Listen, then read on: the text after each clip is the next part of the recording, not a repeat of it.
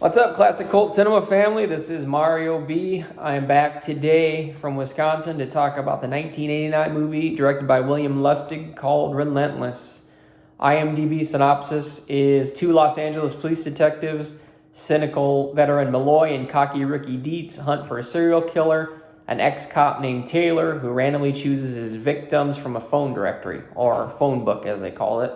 Not sure those are a thing anymore, but yeah. This one was, like I said, directed by William Lustig. He had an illustrious career directing such features as Maniac with Joe Spinell and then Maniac Cop 1, 2, and 3. I think you can sense a theme there. He liked cops, he liked maniacs. So yeah, perfect synergy there. So as always, I took some notes while watching this movie. I actually looked back and I had quite a few. Didn't remember having that many, but we're going to go through them here together. And all right, so let's get to it. The movie opens up with Cinetel Films as the distribution company. Seems reputable. Looks like a lot of that shit you would see on Cinemax at night, starring Mark Singer and Shannon Tweed and Andrew Stevens. Anyways, shows Judd Nelson for the first time, and he looks like he's just on a steady diet of cocaine and crazy. Yeah, he was pretty good in this movie.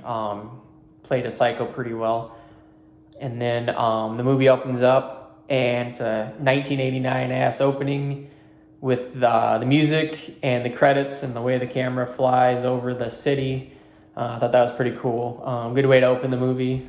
And going through the credits, man, this movie has a stacked cast. Like I said, we got Judd Nelson, Robert Loggia, Leo Rossi, Meg Foster, Halloween 4's Bo Starr. I mean, come on, can't get much more than that. And then we get Dietz, Taylor's first victim out of the phone book.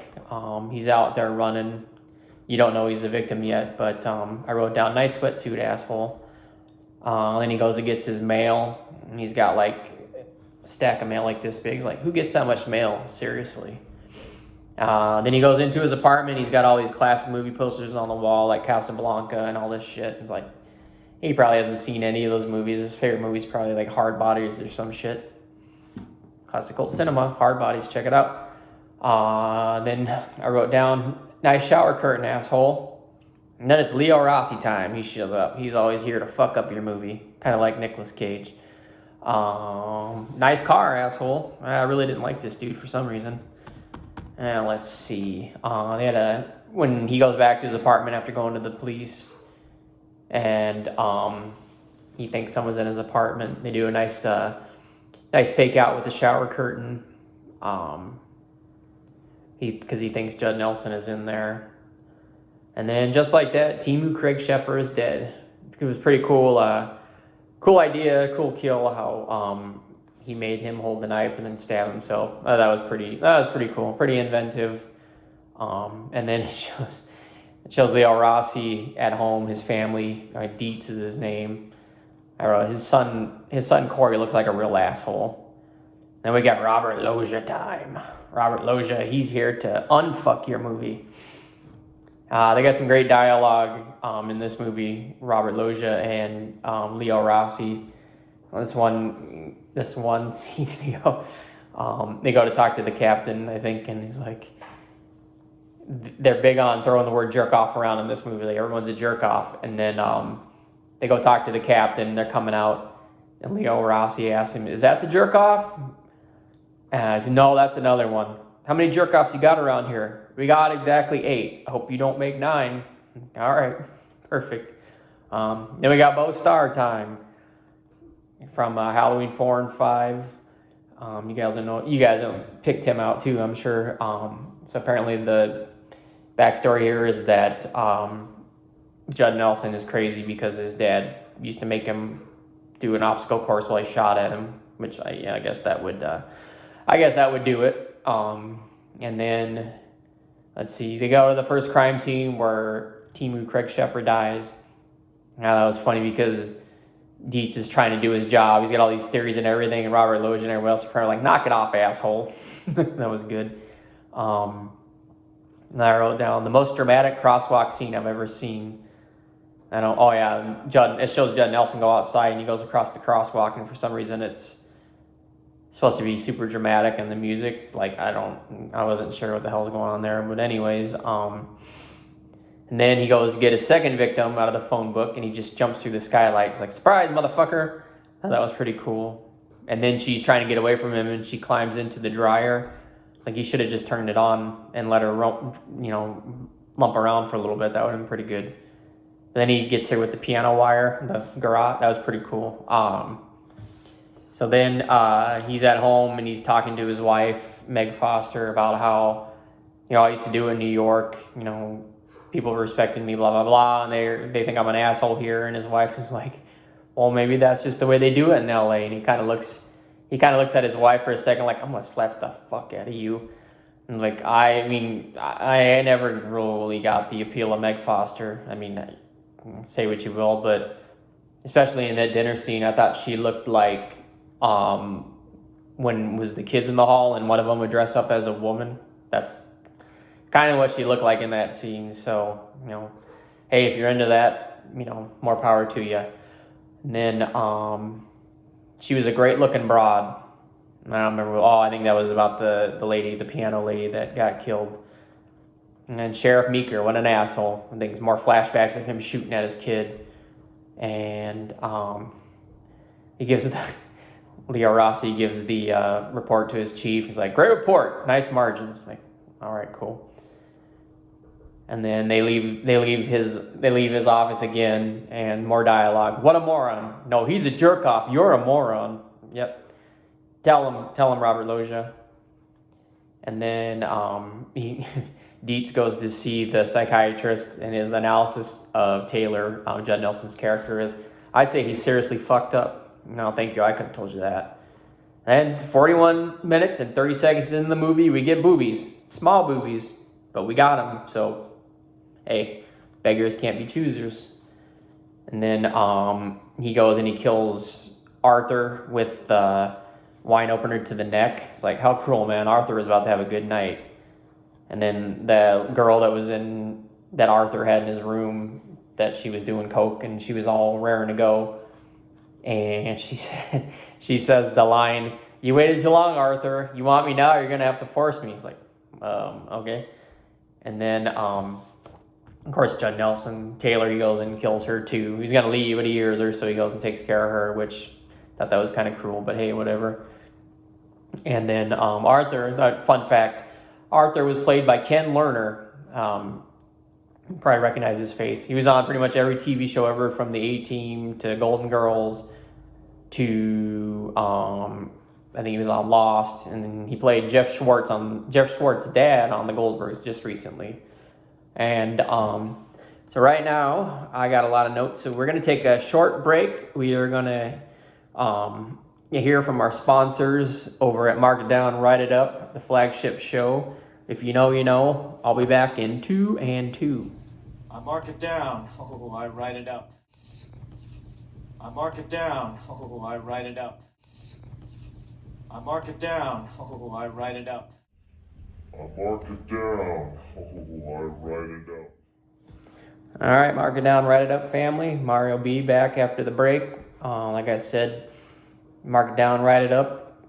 Flagship show, Saturdays at midnight on Shit Your Pants Videos. Check your local listings.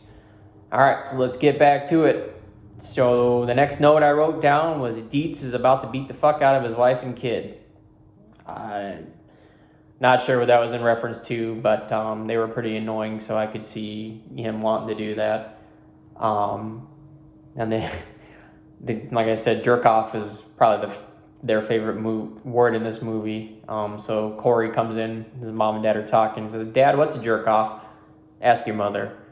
So that was cool too, is every time you see Judd Nelson, they just reveal a little more crazy, going on there. He's got a whole closet full of guns, and he's got his dead dad's motorcycle cop jacket with the bullet hole, and somehow there's still blood on it, which I don't think that would be a thing, but anyways. And they're going around to all the Arthur Taylors, and they're telling them, hey, you might get killed or whatever. So they go to Buck Fowler's house, and he's like, I ain't afraid of no Sunset Killer. So that was cool.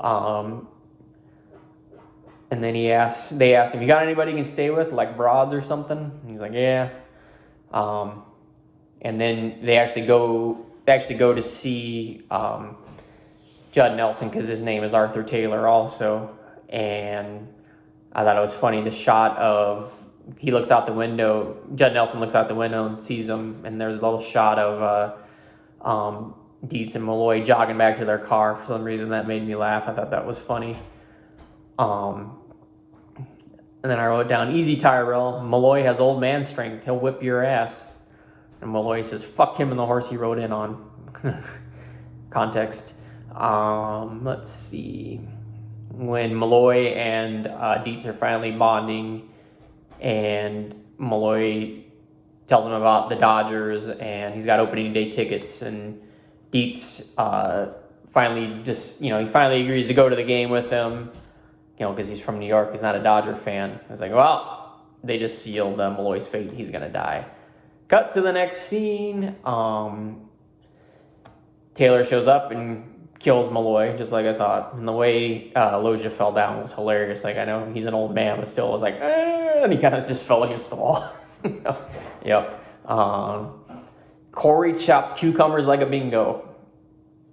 Yep. Fucking Corey. Wicker looks like a jerk-off. I think that was supposed to be Dietz's new partner after Loja got killed. He said, Wicker looks like a jerk-off. Does that make 9? I don't know. They had 8 before. Wait, Tyrell, play it again. Gotcha, bitch. The guy in the when they go into the apartment to go get Taylor, the guy in the elevator is like, "Yo, bro, what's up?" That was funny. And like the last half of this movie, Dietz is driving his car. He's trying to get back to his house because Taylor has him. The random shots they had intermixed with him driving his car like crazy. I thought that was hilarious. Totally looked like he was driving that car too. Like I said, they should have just made him drive in that car. Like they should have just stretched it out over the last like 45 minutes of the movie. And then he goes to his house because Taylor was holding his wife and kid, which at some points I think he would have been okay if they killed him. But anyways, he puts on Taylor's dad's motorcycle cop jacket. He stands outside and then he shoots Judd Nelson and kills him. And I thought, I know that was supposed to be, it wasn't supposed to be funny, but he looked so stupid. I thought that was hilarious. And then just to put a button on the movie, Dietz should have stood over Arthur and called him a jerk off right after he shot him, just before he died. I thought that would have been good. So yeah, this movie was enjoyable. I probably saw it, but way back when. It's probably one of those movies Jay Money and I recorded off of HBO at night because we saw it had nudity, and then probably watched it and was pissed off because there's only like 25 seconds of titties in the movie. So, good cast. I mean, Robert Loja. I mean, what more could you ask for? It was good. I enjoyed it. I don't think it's going to go on the plaque. I mean, not for me anyways. I'm going to give it 1 big toe and probably half a pinky toe. So 1 1/4. Does that sound right? Anyways, so that is it. That is Mario B signing off for Mark It Down. I don't know how to mark it down, write it up on Classic Cult Cinema. So this is Mario B signing out from Wisconsin. We will be back next week with another movie. It'll be classic. It'll be cult. Sometimes it's cinema, but you never know. Could be another situation going on there. So peace out, and I will see you next time.